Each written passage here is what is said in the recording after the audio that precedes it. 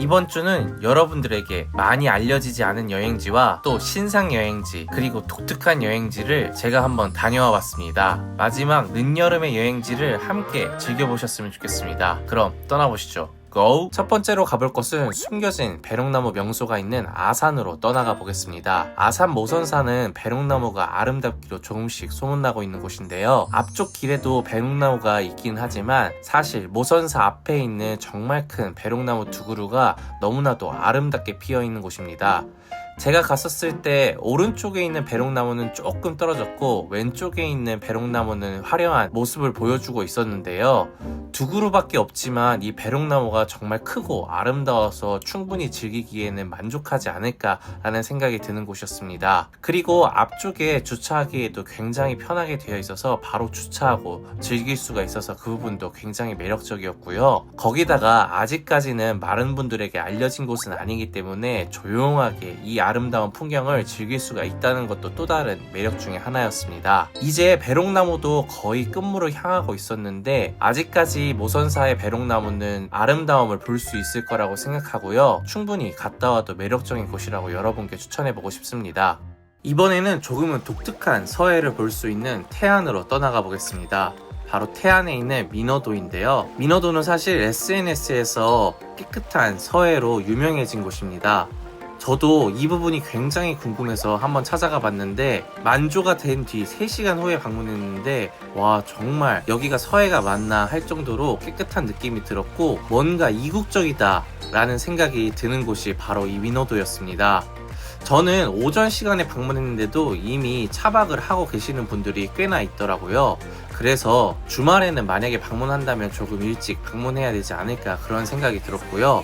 그리고 너무 물이 많이 빠졌을 때 방문하는 것보다 제 생각에는 만조 뒤 3-4시간 뒤에 방문하는 게 좋을 것 같다고 생각이 들었습니다.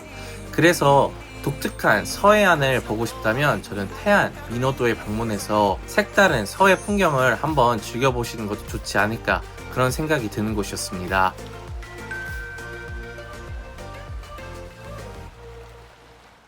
이번에는 조금 유명한 곳인데 우리나라 사람이 아닌 외국인에게 유명하다는 해변에 가봤는데요. 바로 태안에 있는 가르미 해변입니다. 이 해변은 외국 사람한테 유명하다고 하는데 정말 도착해보니 간판도 외국어로 써있을 정도로 우리나라 사람보다는 외국인이 많이 방문하는 곳이라고 하는데요. 왜 외국인에게 유명할까 제가 직접 방문해 보니까 이 해변이 안쪽으로 움푹 들어가 있어서 뭔가 프라이빗하다 라는 느낌이 드는 듯한 해변이었고 제가 갔었을 때는 아쉽게 물이 좀 많이 빠졌지만 물이 가득 찼을 때는 해수욕을 즐기기에도 충분하지 않나 라는 생각이 들었습니다. 그리고 이 해변 앞에 소나무가 가득 있어서 그늘 밑에서 해변을 즐길 수가 있어서 그 부분도 또한 매력적이었는데요. 이곳은 사유지이기 때문에 5,000원 정도 이용료가 있다는 거 꼭 알고 방문하셨으면 좋겠고요. 외국인이 많이 방문한다고 하지만 제가 가봤을 때는 방문객이 크게 많진 않아서 여유롭게 즐길 수 있는 해변이지 않을까 그렇게 생각되는 곳이었습니다. 이번에는 어떻게 보면 신상 해변이라고 할 수도 있겠는데요. 오봉산 해수욕장을 소개해드릴까 합니다. 사실 신상은 아니고 보령에 해저터널이 뚫리기 시작하면서 가기 편해진 곳이 이 원산도에 있는 오봉산 해수욕장인데요. 제가 막상 도착해보니까 여기는 굉장히 동해 느낌이 나는 서해라고 생각이 드는 곳이었습니다. 백사장이 무려 4.2km나 펼쳐져 있는데 제가 직접 걸어보니까 갯벌처럼 푹푹 빠지는 게 아니고 굉장히 딱딱해서 충분히 걷기에도 매력적인 곳이라고 저는 생각이 들었고요. 그리고 원래는 섬에 있는 해수욕장이라서 그런지 물의 색깔도 다른 서해보다는 확실히 깨끗하다는 느낌을 받는 곳이 바로 이 오봉산 해수욕장입니다. 하지만 아직까지 이 해수욕장도 많은 사람들에게 알려지지 않아서 여유롭게 즐길 수가 있었는데요. 제가 가보니까 인프라가 계속해서 생기고 있어서 몇 년 후에는 굉장히 인기가 많은 해수욕장이 되지 않을까 그런 생각도 들었는데요. 미리 이 오봉산 해수욕장을 방문해서 아름다운 서해도 한번 즐겨보셨으면 좋겠습니다.